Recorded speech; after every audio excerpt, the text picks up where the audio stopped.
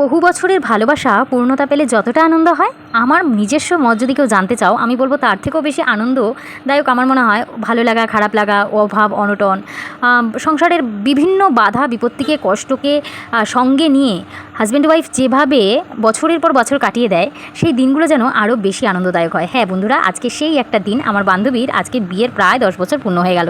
10 বছর পূর্ণ হয়ে ওরা 11 বছরে পড়লো। আমাকে বিবাহবার্ষিকীতে নেমন্তন্ন করেছে। আমি গিয়ে জাস্ট মানে টোটালি অবাক। আমি গিয়ে দেখছি একদম নতুন বউয়ের মতো সেজে বসে আছে। আমার ভীষণই ভালো লাগছিল।